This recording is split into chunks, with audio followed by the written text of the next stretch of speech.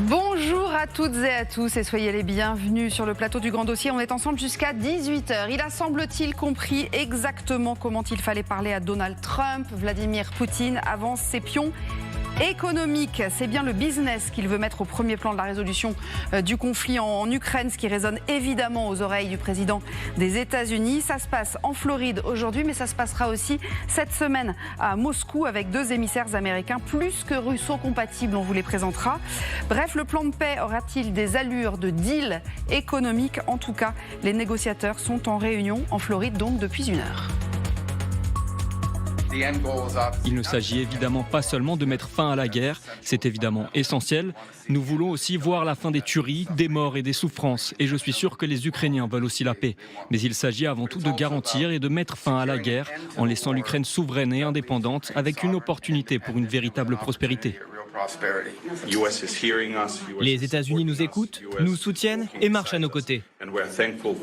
Nous leur sommes reconnaissants pour tout ce qu'ils ont accompli jusqu'à présent et nous espérons que la réunion d'aujourd'hui sera fructueuse et productive.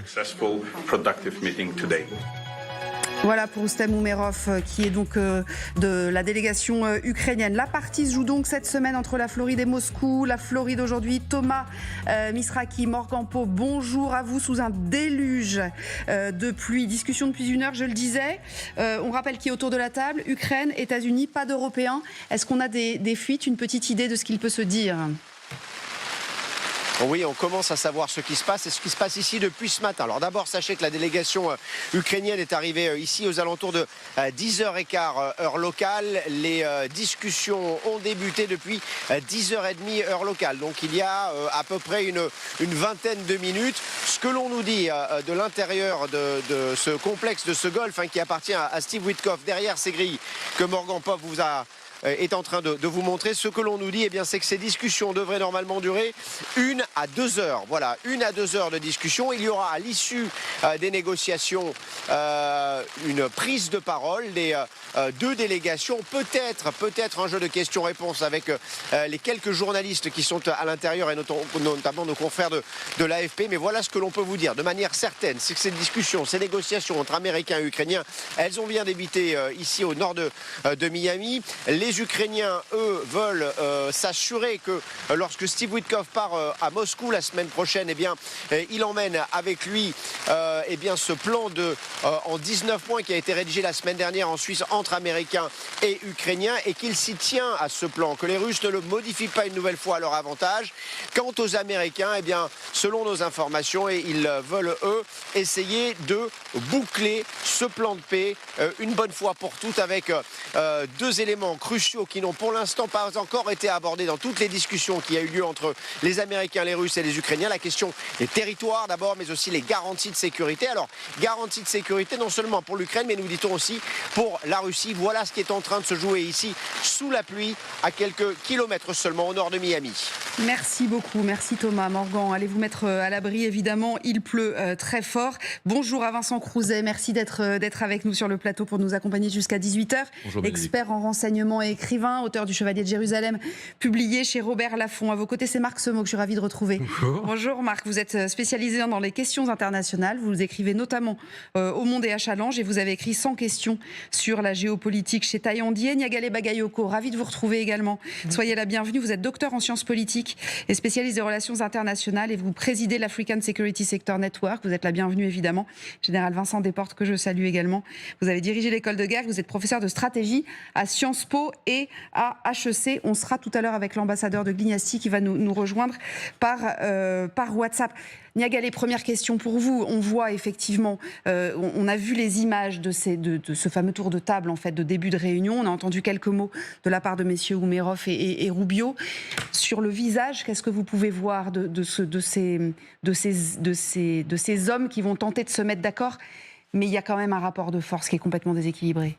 Justement, moi je vois plutôt un masque, plutôt que des traits sincères et qui démontrent, reflètent plus exactement ce qui est en train de se jouer. Parce que, comme cela vient très bien d'être mentionné, les deux questions absolument fondamentales, à savoir celle des territoires d'une part et celle des garanties de sécurité d'autre part, ne sont absolument pas réglées, ou si elles sont en passe de l'être, elles le sont plutôt à l'avantage de la Russie et certainement pas des négociateurs ukrainiens.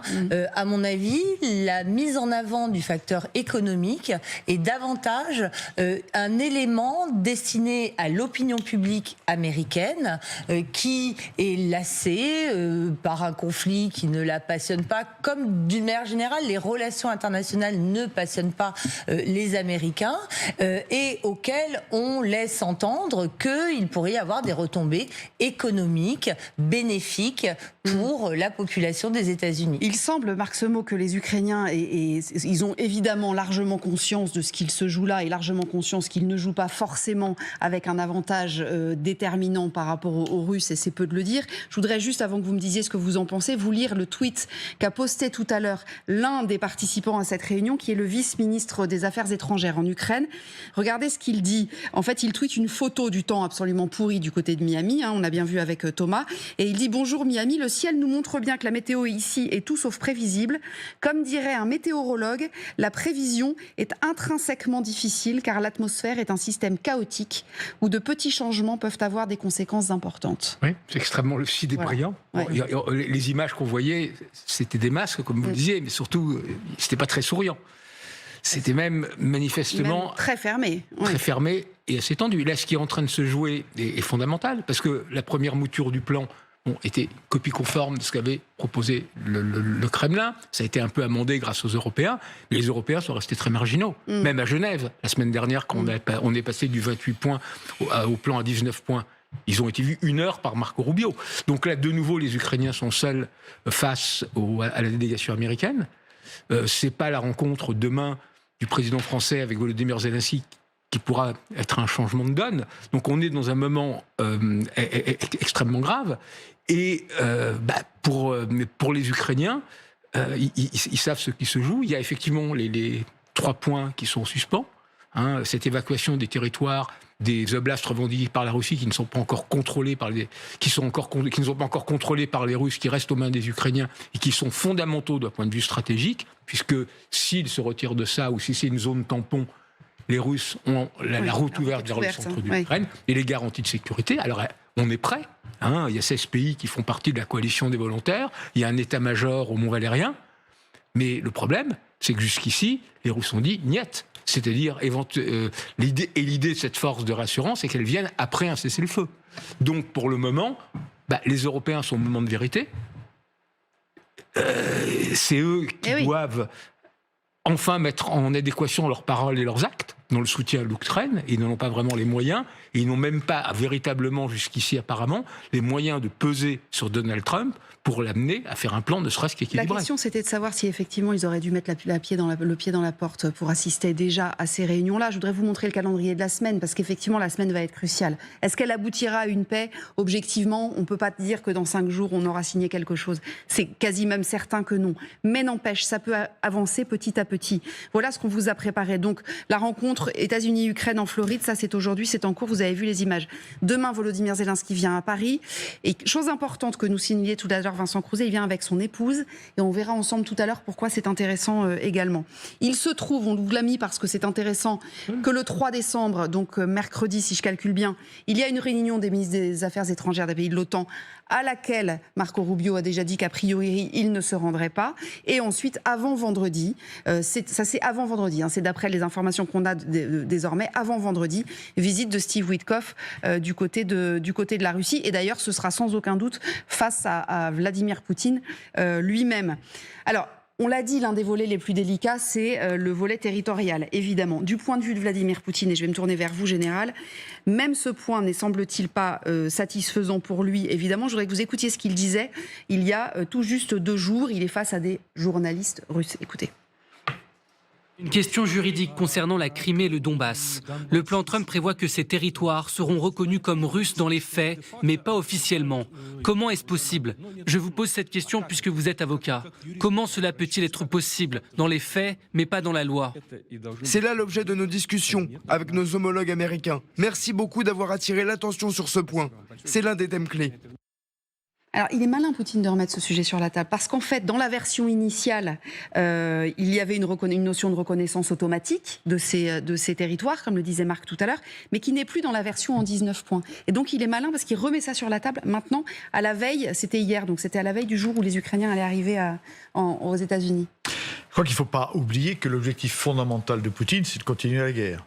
Et que donc, il trouvera toujours, au dernier moment, quelque chose qui continuera. Il veut bien l'arrêter si, au fond, on est dans un plan qui ressemble au précédent. C'est-à-dire qu'il lui assure de pouvoir reprendre la guerre dans 2 ans, s'emparer de toute l'Ukraine.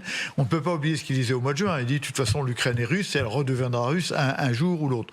Donc, pour l'instant, lui, il n'a pas envie d'arrêter cette guerre. Alors, je crois que ces négociations peuvent éventuellement déboucher. Et je crois que Zelensky a déjà évidemment fixé des lignes rouges à sa délégation.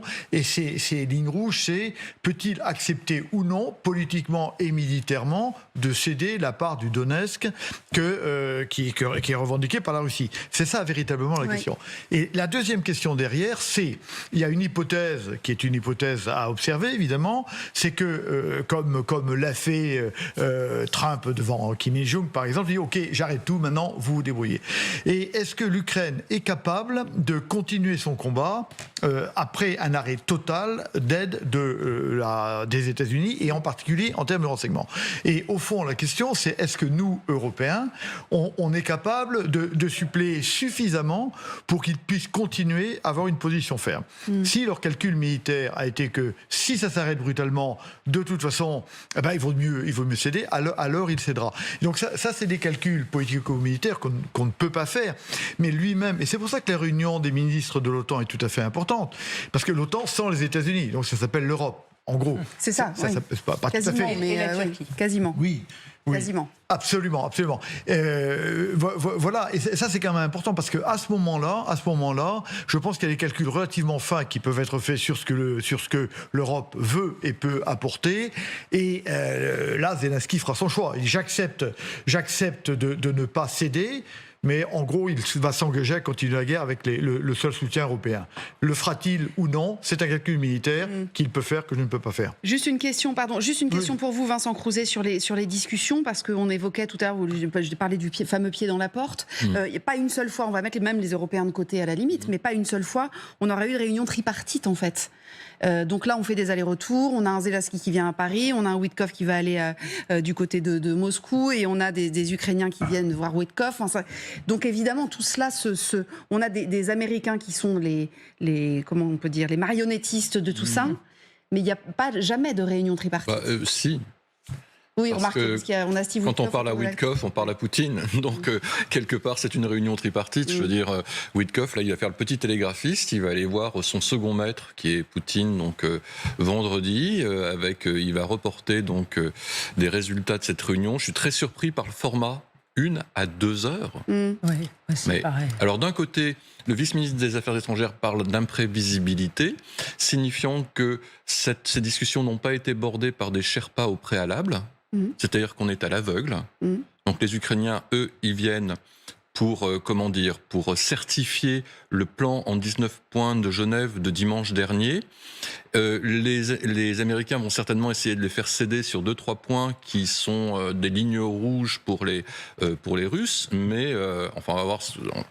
J'espère qu'on sera démenti, mais on risque d'aboutir à un échec, à un tweet en grosses lettres de Donald Trump dans 3 heures en disant ces Ukrainiens ne sont pas sérieux, etc. etc. Ouais, et ils n'ont pas les cartes en main, comme il aime à le répéter à Volodymyr Zelensky. Alors justement, puisque vous parliez des concessions potentielles, on a des infos de presse, Brandon Warrett, en l'occurrence c'est le Télégraphe, qui nous explique ce que Donald Trump est prêt à céder, si j'ose dire, à Vladimir Poutine. Effectivement, Bénédicte. Regardez, tournons-nous vers cette carte. La situation actuelle sur le front, en rose, on voit ces territoires occupés par la Russie en territoire ukrainien. Première chose importante qu'on apprend par le Télégraphe, c'est le sort de ce territoire.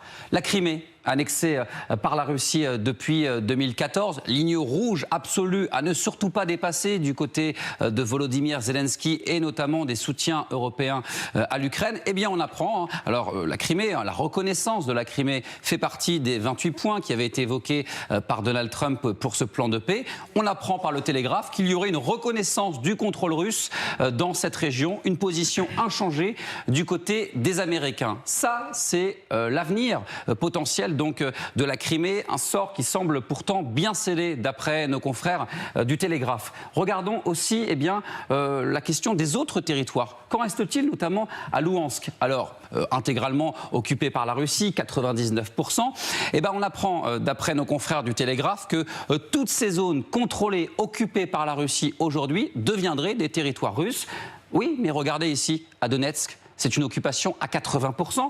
Et c'est encore plus flagrant sur les autres territoires, à Zaporijjia, à Kherson, dans ces oblasts, où les Ukrainiens résistent encore. Le Télégraphe nous dit qu'il y aurait donc une nouvelle présence russe, des territoires qui deviendraient russes. Cela veut dire que si Donald Trump donne demain ces territoires à Vladimir Poutine, le chef du Kremlin obtiendrait des territoires qu'il n'a pas pu entièrement gagner directement sur le terrain dans le champ de bataille. Regardez notamment ces villes. Pourquoi aussi l'Ukraine aujourd'hui résiste? Parce qu'il y a ces villes qui constituent ce que les Ukrainiens appellent la ceinture forteresse. Ce sont ces villes, ces zones les mieux protégées d'Ukraine depuis 2014. Si ces villes tombent, regardez plus en profondeur, si on zoome un peu plus, derrière ce sont des plaines. Et donc, si ces villes tombent, demain, les Russes peuvent entrer encore plus en profondeur dans le territoire ukrainien, d'où l'importance aujourd'hui des négociations en Floride. Et oui, évidemment. Et en même temps, Marc Semo, les émissaires de Volodymyr Zelensky ne peuvent pas partir en claquant la porte, en disant vous êtes gentil, mais ça ne nous va pas du tout, parce qu'il faut qu'ils gardent absolument un pied dans la discussion. Voilà, c'est fondamental. C'est ça le problème. Ce que disait très bien Vincent, une heure ou deux de discussion, si réellement c'est le cadre, pour une discussion qui n'a pas été préparée par des Sherpas, ça veut dire que c'est un diktat. De fait, où il n'y aura pas véritablement de négociation. Le deuxième point, effectivement, les Ukrainiens ne peuvent pas claquer la porte, et c'est là que, de nouveau, on est à cette question de que peuvent faire les Européens. La question n'est pas uniquement de moyens militaires, c'est aussi une question de volonté politique. Et c'est là-dessus que ce qui est en train de se passer est très important. On voit un certain nombre d'Européens qui sont engagés, à commencer par le président français Emmanuel Macron, qui est le plus vocal sur ces questions, mais les moyens, la réalité de l'engagement. Nous, on a prévu 120 millions d'euros d'aide à l'Ukraine. Les Allemands, beaucoup plus. Mais ça ne suffit pas. La question, c'est aussi assumer un certain nombre de risques. Aujourd'hui, on est dans ce moment où ça deviendra un moment churchillien, c'est-à-dire l'Europe aura le véritable sursaut et décidera, oui, voilà, on peut faire à moins du plan américain, on garde des relations avec les États-Unis, on essaie que ça se passe le mieux possible parce qu'on a besoin d'eux, notamment pour le renseignement, mais on décide pleinement d'assumer nos engagements vis-à-vis de l'Ukraine. Mais c'est extrêmement compliqué parce qu'on n'est pas prêt, parce que arriver à ce que l'on soit prêt, ça veut dire 2-3 ans, or ça joue... d'une question de semaine. C'est la question aussi de pourquoi les Européens n'ont pas établi, eux, leur propre plan. Alors, il y a quand même quelque chose qui avait été discuté. Et là, je voudrais qu'on aille à Kiev pour retrouver Elisabeth Pierson, parce que sur le volet réassurance, justement, il y a une chose dont on a beaucoup discuté en Europe, je veux dire, du côté des Européens, ce serait la présence de forces européennes sur le territoire ukrainien. Est-ce que c'est quelque chose qui est toujours demandé par les Ukrainiens, ça, Elisabeth? Oui, alors effectivement, pour les Ukrainiens, ce serait quelque chose de précieux d'avoir une force européenne, et toute garantie de sécurité, de toute façon, est très appréciée pour les Ukrainiens. En revanche, ici, on croit bien davantage aux sanctions contre la Russie qui sont, de l'avis d'ici, le seul préalable crédible à un cessez-le-feu ou à un accord de paix durable, puisque ce serait vraiment, véritablement affaiblir la Russie, lui permettre d'arriver sur la table des négociations en voulant une paix, et pas seulement une capitulation de l'Ukraine, et en ayant l'assurance que la Russie ne réattaquerait pas dans quelques mois ou dans quelques années. Donc les sanctions, c'est vraiment le mot qu'on entend beaucoup ici, c'est ce qu'on demande aux Américains. Alors bien sûr, les Européens, leur livraison d'armes et leur engagement, leur soutien, leur fonds pour une reconstruction ukrainienne est apprécié, mais les Ukrainiens nous disent beaucoup ici qu'ils apprennent de plus en plus à ne compter que sur eux-mêmes. Et vous voyez, les renseignements ukrainiens annonçaient encore hier avoir frappé 2 navires pétroliers russes en mer Noire, et c'est exactement l'idée pour eux de frapper la Russie là où ça fait vraiment mal. Évidemment, merci beaucoup. Merci Elisabeth, en direct de Kiev. Frapper la Russie où ça fait vraiment mal, ils continuent, les Ukrainiens, et on ne peut pas leur retirer qu'effectivement, le front ne s'écroule pas. Alors reste à voir combien de temps cela peut durer, mais le front ne s'écroule pas. On va y aller sur le front juste après une courte pause, justement. Et puis Sylvia Nicone viendra nous expliquer quel est en fait le plan. On a intitulé cette émission « Dans la tête de Trump ». Poutine est-il dans la tête de Trump? Parce que oui, il y a un plan, et même un business plan, si j'ose dire. À tout de suite. Votre programme avec Sobrico.com. Outillage et matériel pour vos travaux, livraison illico. Votre programme avec Lorénov, fabricant français de menuiseries qui vont vous faire aimer votre maison. Lorénov, s'ouvrir au monde.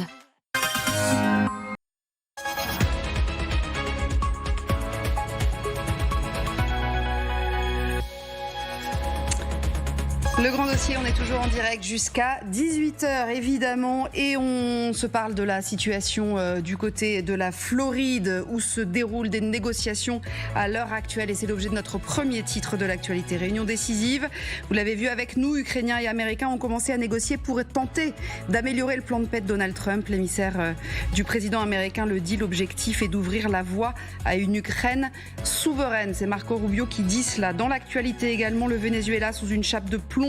Donald Trump a intimé à tous les avions d'éviter le ciel du pays. En guerre contre le narcotrafic, le président américain a lancé les grandes manœuvres avant de possibles frappes. Et puis un incendie mortel, c'est en France cette fois-ci, ça se passe près de Nancy.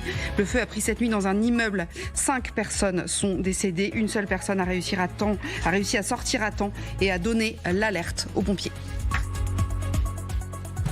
Alors il a les moyens, et il le dit, Vladimir Poutine, il a les moyens de poursuivre cette guerre quasiment indéfiniment. Il a frappé encore cette nuit à Kiev notamment. Il y a eu 5 morts, des dizaines de blessés, c'est ce que nous annonce la présidence. Il y a eu la capitale, mais il y a aussi Kherson, il y a eu aussi Zaporizhzhia, il y a eu aussi Donetsk, il y a eu aussi Kharkiv. 122 drones, 2 missiles balistiques au cours de la nuit. Général, il est logique qu'il ne laisse aucun répit, même en période de négociation, ou même surtout en période de négociation. Bien sûr, je crois que lui ne parie pas tant sur le succès des négociations que sur le fait qu'il va réussir finalement à faire craquer la résistance ukrainienne. Et ces frappes, c'est exactement ça. Et il a dit, vous négociez, mais moi je n'arrête pas, je continue. C'est cette affaire-là. Et alors moi je pense qu'aujourd'hui, en raison de ces négociations, l'Europe est enfin, enfin pas enfin, elle l'est depuis longtemps, mais elle est réellement au pied du mur. Tout à l'heure vous disiez, il serait temps que les Européens aient un plan. Mais ils n'auront pas de plan tant qu'ils ne se sont pas mis d'accord sur un but de guerre. Pour l'instant, il n'y a pas de plan parce qu'on ne sait pas ce qu'on attend de cette guerre. Et donc, quand je dis qu'on est au pied du mur, il va falloir choisir à un moment donné. Est-ce qu'on considère que l'Ukraine est notre première ligne de défense et que nous-mêmes, en tant que nous-mêmes, Europe, on a un intérêt personnel, parce que finalement, c'est ça qui compte à la fin, à ce que l'Ukraine tienne, ou on se dit finalement, l'Ukraine, c'est moins important que notre propre défense. Donc en fait, on a 2 lignes de défense face à la Russie qui est agressive. Soit je me défends en Ukraine, soit je me défends sur la frontière de la Pologne et de la Roumanie. Et je crois qu'il faut se mettre d'accord. Si on se dit, nous serons beaucoup mieux défendus si l'Ukraine tient, alors il faut même se départir de nos propres moyens et tout faire pour que l'Ukraine... Mais aujourd'hui, on est entre les deux. C'est vrai que là, on a l'impression de 2 diplomaties parallèles, qui ne se rencontrent jamais, en fait. 2 mondes parallèles qui ne se rencontrent jamais, avec d'une part des négociations avec les Russes, et les Américains, et d'autre part des rencontres avec M. Zelensky et M. Macron à Paris.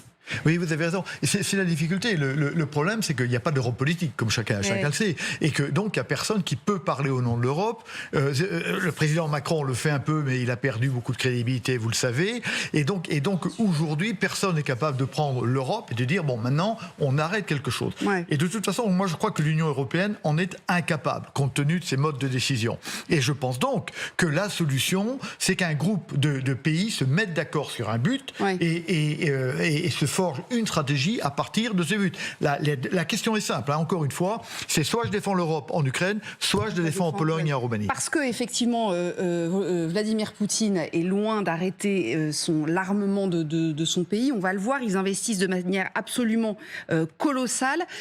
Il a les moyens de poursuivre cette guerre, voire plus. Regardez cet extrait de reportage, c'est assez édifiant. C'est signé Esther Lefebvre et juste après, on va à Moscou. Qu'il semble loin, le temps où l'on disait la Russie à court de munitions. La Russie produit en 3 mois ce que l'ensemble de l'OTAN produit en 1 an. Sur le territoire de cette grande puissance nucléaire, les usines d'armement tournent à plein régime. Prenons l'exemple des obus de 152 mm. La production passe de 250 000 par an en 2022 à 1,3 million en 2024, sans compter ses achats auprès de pays alliés, Corée du Nord, mais aussi Chine et Iran.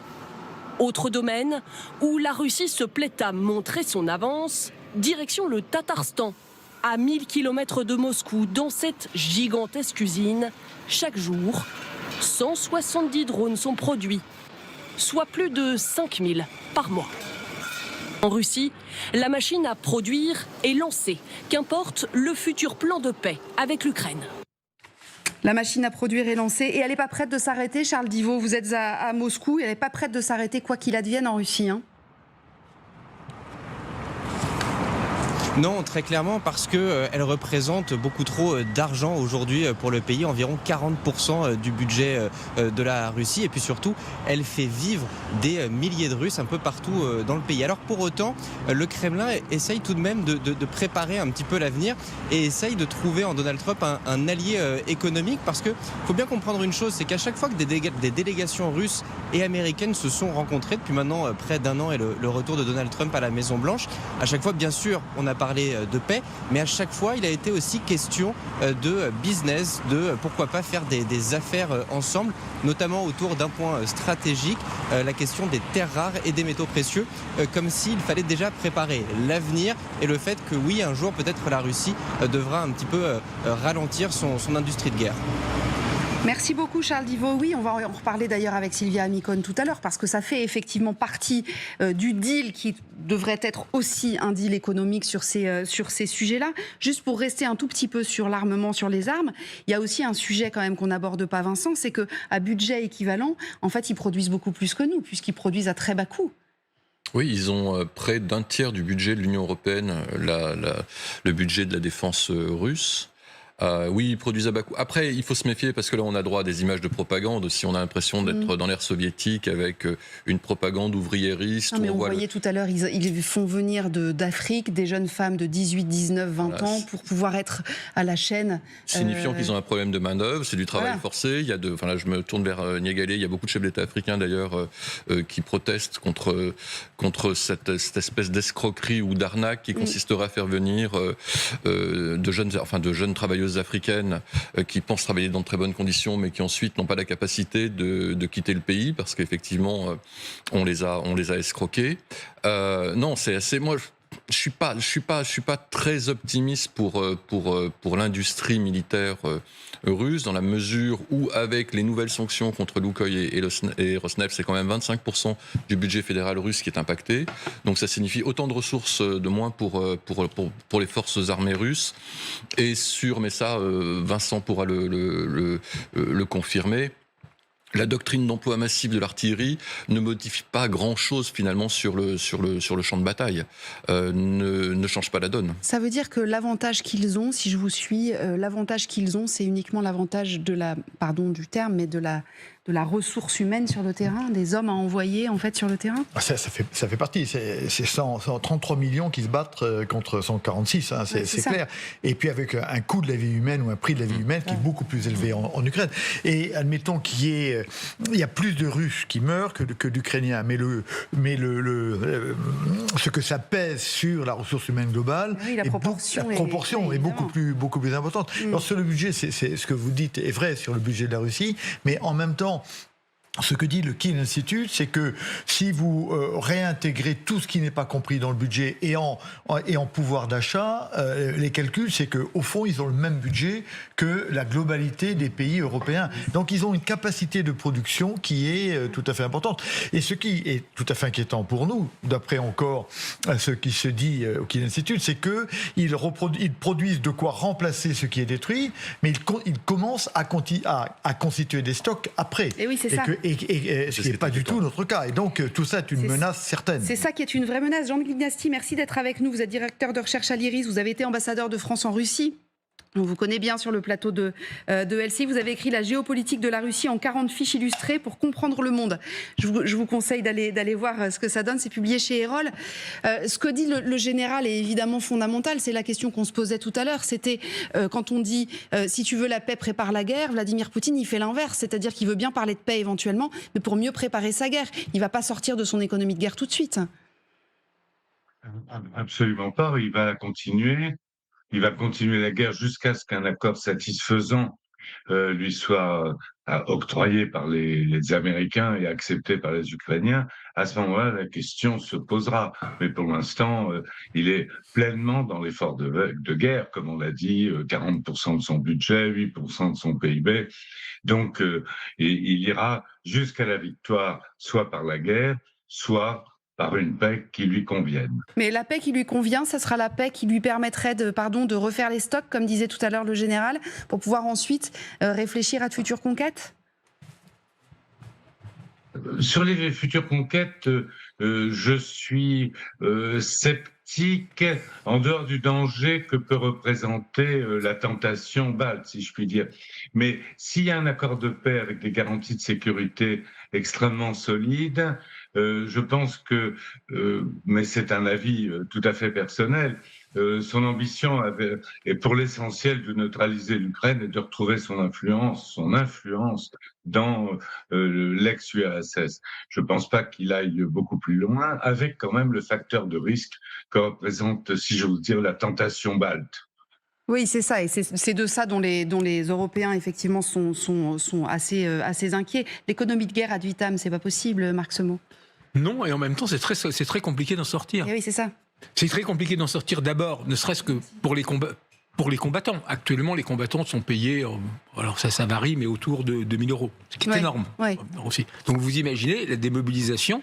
Ceux qui signent l'acte de volontariat pour les combattre, la démobilisation, vous vous retrouvez dans le meilleur chômeur ou dans le meilleur des cas avec des boulots à 300 €. Vous avez pris l'habitude de la violence et de tuer. On l'a vu un peu dans tous les pays après les guerres. Là, en Russie, ça arrive d'être apocalyptique.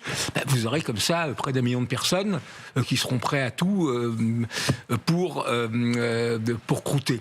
Ensuite, il y a le problème... manquantes, ceux qui sont morts sur le front ou qui sont blessés. Voilà.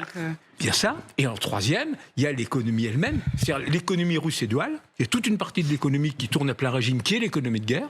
Et en revanche, le reste de l'économie, notamment ce qui dépend des industries pétrolières, est profondément plombé. On s'aperçoit plein de petits signes que l'économie va mal, la croissance est en train de baisser. Et je terminerai là-dessus. Il y a eu une loi pour obliger les régions à donner justement les émoluments aux volontaires, les dédommagements à ceux qui sont morts, parce que les régions commencent à avoir de moins en moins d'argent pour le faire, et il y a une pression du Kremlin pour qu'elles continuent à alimenter les machines. Alors c'est là où Poutine est très malin, puisqu'il propose à Donald Trump lui-même de l'aider à sortir de son économie de guerre. Sylvia Mikon, c'est très intéressant. Et c'est la presse américaine qui nous le détaille. Le plan de paix, en fait, est un business plan. Oui, effectivement, pour comprendre, il faut retourner un mois en arrière. Nous sommes à Miami et 3 hommes se voient pendant un week-end dans la ville. Les voici, Steve Witkoff, Jared Kushner, le gendre de Donald Trump, et le russe Kirill Dmitriev. Vous savez, normalement, il n'a pas le droit de rentrer aux États-Unis. Kirill Dmitriev, il est sous sanction à cause de sa proximité avec le Kremlin. Alors, ils ont un point commun, tous les trois, ce sont des hommes d'affaires et non des diplomates. Jared Kushner a d'ailleurs déjà travaillé avec Kirill Dmitriev, qui dirige le Fonds souverain russe, c'est-à-dire la caisse noire de Vladimir Poutine. Alors les trois sont réunis pour regarder la liste des points rédigés par la partie russe, des points qui sont rédigés aussi pour plaire aux États-Unis, selon des sources proches des négociations rapportées par le Wall Street Journal. Ils élaboraient en secret une stratégie pour sortir la Russie de l'isolement économique avec des entreprises américaines prioritaires pour devancer leurs concurrentes européennes et ainsi bénéficier des dividendes. Et en effet, quand on se penche sur le plan, on comprend que les entreprises américaines auraient pu accéder aux milliards d'avoirs russes gelés en Europe pour des projets d'investissement et une reconstruction de l'Ukraine menée par les États-Unis, et ce, sans l'aval des Européens. Pour le Kremlin, l'idée est la suivante, à convaincre l'administration Trump de ne plus considérer la Russie comme une menace militaire, mais comme une terre d'opportunités. Les ressources minières dans l'Arctique, le gaz, le pétrole et même le spatial, et au passage semer la discorde avec les alliés européens. Pour Steve Witkoff, le logiciel est tout à fait le même. Si tout le monde prospère, si tout le monde trouve son compte, ce sera le meilleur rempart contre des conflits futurs. Incroyable. Et alors on connaît la suite, Sylvia, ce fameux plan a donc fuité. Oui, il a fallu s'en expliquer, effectivement. On se souvient des justifications de Marco Rubio sur la paternité du plan, et les Européens sont venus mettre quelques bémols à Genève. Donald Tusk, le Premier ministre polonais, qui a souvent le sens de la formule, a eu cette sortie. Nous savons que ce n'est pas une question de paix, c'est une question de business et d'affaires. Les deux parties en parlent depuis longtemps, depuis plusieurs mois, puisque selon le Wall Street Journal, Kirill Dmitriev s'est rendu à la Maison-Blanche dès le mois d'avril. Il a présenté une liste de projets commerciaux de plusieurs milliards de dollars que les deux gouvernements pourraient mener conjointement. On sait aussi que de nombreuses entreprises se sont déjà rapprochées de la Russie en vue de la levée des sanctions. Bref, tout le monde est dans les starting blocks. Ne manque plus qu'une chose, qu'un objectif confié à Steve Witkoff, trouver une solution pour l'Ukraine. Incroyable, merci beaucoup Sylvia Niagalé. Dire à Donald Trump, tu vas avoir des méga contrats, on va partager l'Arctique et dominer le spatial, c'est évidemment de cette façon qu'il faut lui parler, il a tout compris. Alors oui, mais à mon avis, ça n'est pas le seul élément. Je pense qu'il y a aussi, au-delà de l'aspect matériel, une très grande connivence idéologique entre la Russie d'aujourd'hui et le gouvernement de Donald Trump sur un grand nombre d'aspects. D'abord sur la vision de l'ordre sociétal, de l'ordre moral. On sait que la Russie pousse aussi beaucoup le rôle de l'Église orthodoxe. Par ailleurs, c'est à mettre en relief en miroir, avec la façon dont la religion est aussi poussée du côté américain. Une vision très conservatrice des relations au sein de la société, la condamnation de tout ce qui peut être communauté, LGBT, etc.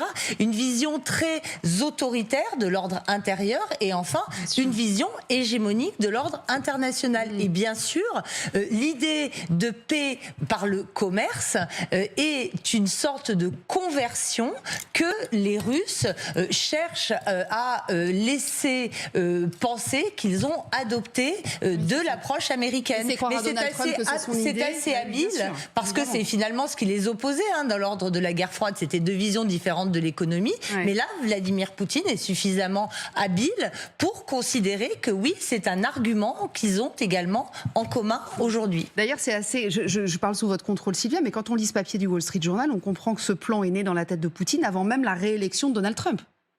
Ça s'explique dans le papier. Donc oui, effectivement, oui, c'est dans le logiciel du Kremlin depuis plusieurs années. Et là, c'est une opportunité incroyable de pouvoir le mettre en avant. Ça veut dire qu'on est devant des sparring partners, en fait.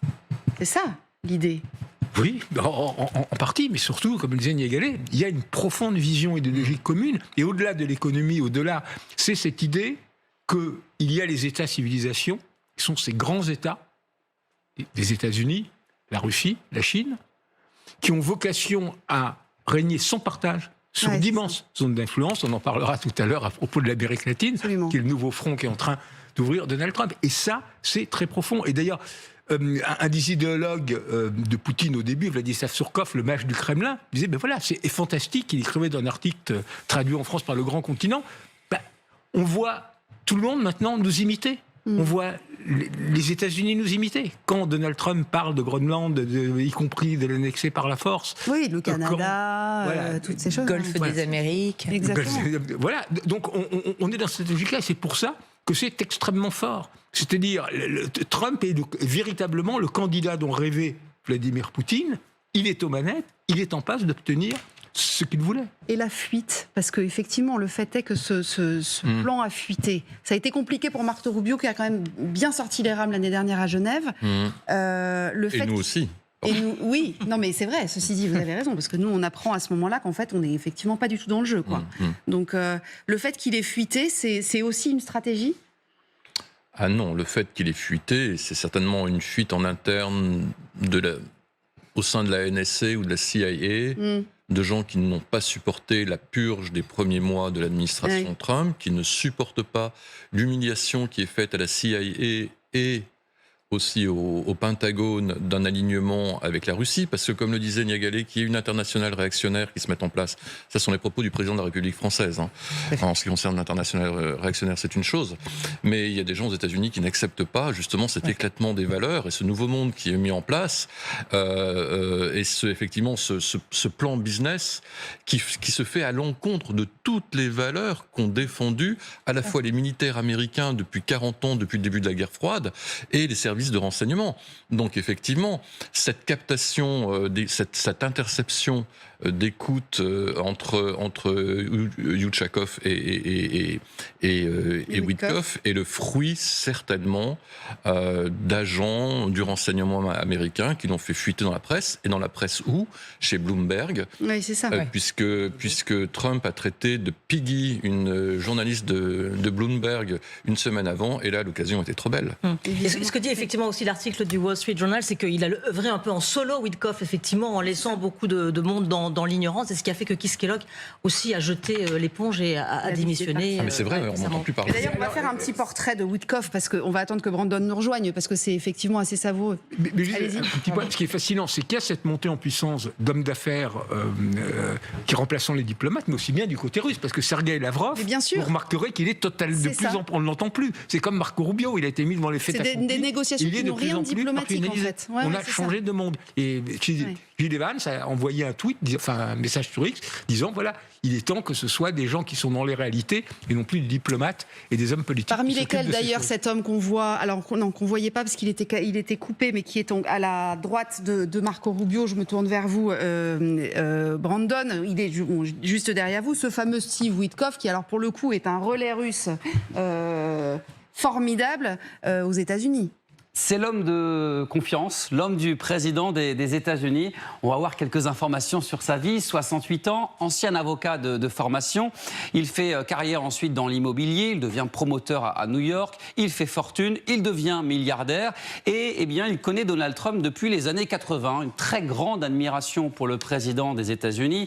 Et c'est sans doute cette grande fidélité qui lui permet d'obtenir un premier poste officiel dans l'administration Trump, novembre 2024. Il est chargé des questions du Moyen-Orient et il a des relations internationales basées sur le business, les transactions. Il a une approche de la diplomatie très immobilière. Alors regardez, c'est ce qu'il dit notamment dans un entretien avec l'animateur américain Tucker Carlson, justement à propos de Vladimir Poutine. Il dit ceci, à propos de Donald Trump. Je voudrais être Donald Trump, tout le monde voudrait être lui. Il avait ce style chevaleresque et intrépide. Et puis, regardez ces dates importantes que vous allez voir juste après. 11 février, 11 avril, 13 mars, 25 avril, 6 août. Ce sont les rencontres entre Steve Witkoff et Vladimir Poutine. Rien qu'en 2025.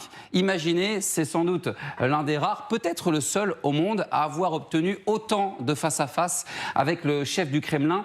Et justement, regardez ce qu'il dit avec cet animateur américain. Nous sommes là en mars dernier. J'ai passé beaucoup de temps avec Vladimir Poutine à discuter, à développer une amitié et une forme de relation avec lui. Alors quand nos confrères de Bloomberg révèlent, il y a quelques jours, cette semaine, des fuites téléphoniques d'une conversation entre Steve Witkoff et le conseiller diplomatique de Vladimir Poutine, Ushakov. Donc, c'était le 14 octobre. Regardez ce qu'il dit justement à propos du chef du Kremlin. J'ai le plus profond respect pour le président Poutine. Alors, Donald Trump peut compter aussi sur un autre homme de confiance, c'est son gendre. Vous le voyez ici, Jared Kushner, qui est marié à la fille de Donald Trump, Ivanka, depuis 2009. Alors lui, une famille extrêmement riche, il a fait aussi fortune dans l'immobilier et il se fait connaître entre 2017 et 2021, lorsqu'il est chargé, lui aussi, des questions du Moyen-Orient. Et ce qui est intéressant, parce qu'il va placer des pions un peu partout, aux quatre coins de la planète, de grandes relations internationales pour Kushner, notamment en septembre dernier, lors d'un rachat, il réalise le plus grand deal de l'histoire du jeu vidéo. Il s'associe avec un fonds public d'investissement d'Arabie Saoudite. Il rachète Electronic Arts, c'est tout simplement l'éditeur des Sims, de Battlefield ou encore du jeu de football FIFA. Voilà deux hommes forts de confiance, de négociation qui se retrouvent aujourd'hui autour de la table face à Kiev. Hyper intéressant, merci beaucoup Brandon. Jean de Glignasti, vous êtes encore avec nous. Si on s'arrête sur Steve Witkoff un instant, il est chez lui au Kremlin, Steve Witkoff, on est d'accord? Oui, et il est chez lui au Kremlin. En fait, c'est un Sherpa. Et Sherpa, c'est une catégorie de personnages un peu particulière qui, en général, accompagnent les présidents au G7 ou au G20 et qui nouent entre eux des contacts d'une très grande intimité. La seule condition qu'il leur est demandée, c'est d'une loyauté absolue à leur président. Mais compte tenu de cette condition, pour le reste, ils peuvent dire ce qu'ils veulent et ils savent qu'ils travaillent pour l'objectif du président, et en l'occurrence, l'objectif du président Trump, c'est la paix à tout prix. Donc, il ne faut pas s'étonner que Trump n'ait absolument pas désavoué Witkoff, qu'il ne le critique pas pour avoir entretenu des relations d'intimité avec Ushakov, d'avoir passé un peu de brosse à reluire sur Poutine. Tout ça fait partie du jeu. Je voulais faire aussi une autre remarque concernant cette question de business. Ça rentre tout à fait dans le cadre de la préoccupation américaine. À partir du moment où la démocratie pour eux, les droits de l'homme, tout ça, c'est pas un sujet de politique internationale, ça ne l'est plus en tout cas, ça l'a été pendant longtemps, ça ne l'est pas pour Trump. À partir du moment où il considère que l'Ukraine, c'est un problème mineur et un problème européen, son seul souci, c'est d'établir des relations fructueuses avec les Russes et, si possible, d'affaiblir les États européens. Et là, il fait coup double. C'est-à-dire que, d'une part, il prend la place restante des Européens sur le marché russe, sur le marché ukrainien aussi. Et puis aussi, il affaiblit complètement le grand rival monétaire qu'est l'euro. Parce que non seulement il mobilise les avoirs gelés, en tout cas dans le plan initial, les Européens ont réagi, mais il mobilise les avoirs gelés russes en faveur des intérêts américains pour la reconstruction de l'Europe, mais en même temps, il affaiblit considérablement le rôle international de l'euro et la confiance qu'on peut avoir dans l'euro. Donc il joue très bien, en fait. Il joue parfaitement bien, effectivement. Et il y a une autre chose, peut-être, Général Desportes, qu'on peut se dire. Je lisais ça dans un... Vous connaissez tous Richard Verly, qui est souvent sur ce plateau, qui est journaliste en Suisse. Il a écrit un papier il y a 2 jours disant la problématique. La question, c'était que peut-on attendre de la visite de Witkoff dans le bureau de Vladimir Poutine. Et il disait, en fait, le risque, c'est qu'il ressorte encore plus convaincu qu'il ne l'est déjà, qu'il faut que Zelensky cède. Hélas, il a raison, et vous avez raison de le rappeler. Et la pression sur Zelensky est absolument terrible. Et on en revient au discours de Zelensky d'il y a 8 jours, en disant, écoutez, soit je perds mon honneur, soit je perds mon allié. Mais je le disais tout à l'heure, je crois que le problème, il est exactement là. Et alors, la difficulté dans cette affaire-là, c'est que Zelensky va décider pour le peuple ukrainien, alors qu'il est quand même de plus en plus contesté pour ce peuple. Oui, par ce peuple, pardon. Mais finalement, il n'y aura pas d'autres décisions. Il est contesté politiquement, mais enfin, d'après ce que nous disent nos équipes sur place, c'est qu'il est quand même très respecté comme chef de guerre. Encore après, politiquement, c'est très compliqué. Il est effectivement très contesté. Elisabeth Pierson, tout à l'heure, nous disait, vous savez, ces négociations, on n'en parle pas tellement dans les médias ukrainiens. On parle surtout du scandale de corruption, en mettant la pression à Zelensky pour qu'il fasse le ménage. Donc voilà, ça c'est intéressant. Mais derrière, ce sera véritablement à nous là, de nous positionner sérieusement, comme on l'a encore jamais fait. parce que c'est dans les quelques jours, il faudra véritablement savoir ce qu'on veut, parce qu'on voit bien que ça va craquer. Hein, on n'est pas à un tournant, on est à un moment de rupture, et il faudra vraiment savoir de quel côté nous-mêmes, nous voulons nous placer, du côté de nos valeurs qui font l'Europe. L'Europe, c'est un pays qui est construit autour de valeurs, ou bien est-ce qu'on tombe dans l'autre camp et on laisse faire les affaires tout simplement. Alors c'est la question qu'on va se poser juste après la pub, parce que l'un d'entre vous tout à l'heure expliquait qu'effectivement on était face à un Poutine qui voulait rétablir l'empire, avec un Trump qui voulait établir un empire, se partager le monde comme on peut le dire. On va y revenir juste après une courte pause. Je suis désolée Niagalé, il faut qu'on fasse une pause. Pendant ce temps-là, évidemment, ils sont toujours en train de discuter dans la résidence de Steve Witkoff. 1 heure ou 2, nous disait Thomas Misraki tout à l'heure. Il surveille évidemment ce qu'il se passe de là-bas et on vous dit dès qu'on a la moindre info ou qu'on reçoit évidemment la moindre image ou la moindre information. On revient dans quelques instants, à tout de suite. Et si Donald Trump et Vladimir Poutine se partageaient une partie du monde? Souvenez-vous de cette petite phrase de Vladimir Poutine. On est bien après d'ailleurs, la chute de l'URSS. Écoutez. Tout d'abord, nous devons admettre que l'effondrement de l'Union soviétique a été la plus grande catastrophe géopolitique du siècle. Et cela a été un véritable drame pour le peuple russe. Des dizaines de millions de nos compatriotes se sont retrouvés hors du territoire russe. Louis-Vincent Crouzet, le rêve de Vladimir Poutine, c'est de recréer effectivement l'URSS, de récupérer dans son giron toutes ces républiques qui sont devenues indépendantes à la chute de l'URSS. Il l'a dans son sang, il a perdu son frère aîné pendant le siège de Leningrad, qu'il n'a pas connu d'ailleurs. Donc sa famille a été frappée justement pendant l'ère soviétique. En plein cœur, il a défendu l'arme à la main, soi-disant la résidence du KGB de Dresde au moment de la chute du mur de Berlin.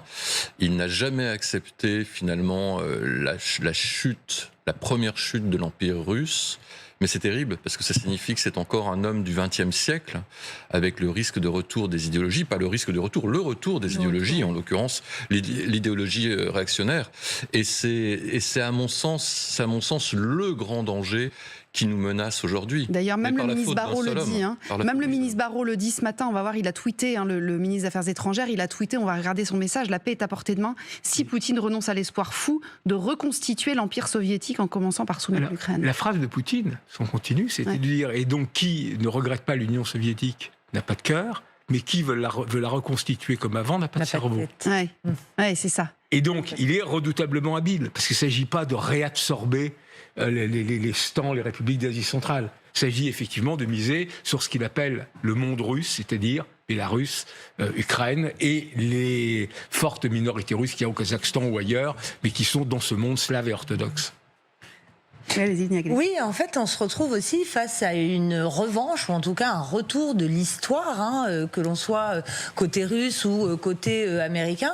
On nous avait annoncé notamment ce fameux livre de Francis Fukuyama, La fin de l'histoire, au moment de la chute de l'Empire soviétique. Ouais. Il y a eu clairement un sentiment d'humiliation du côté de la Russie, du côté du monde slave, qui aujourd'hui justifie un certain nombre de prise de position. Et côté américain, certaines des tentations que l'on voit aujourd'hui, notamment ce fameux golfe d'Almérique dont je parlais tout à l'heure, et la politique vis-à-vis de certains pays, ça rappelle la politique des années 70-80 vis-à-vis du continent latino-américain, perçu comme l'arrière-cour des États-Unis, avec une capacité à influer sur la politique interne de ces pays-là. Notamment du côté du Venezuela, alors sous couvert de lutte contre le trafic de drogue, ce qui est sans doute d'ailleurs une lutte qui est réelle. Il a vraiment besoin de gérer ce problème-là dans son pays. Et un enjeu stratégique à venir. Exactement, des enjeux stratégiques. Alors hier, il a décidé de fermer en gros le ciel vénézuélien. Il a expliqué qu'il ne fallait plus que les avions survolent le pays, et il fait du chantage en fait à Nicolas Maduro en lui disant soit tu quittes le pouvoir, soit en gros je frappe et j'attaque. Mais il n'y a pas que le Venezuela dont on a déjà beaucoup parlé.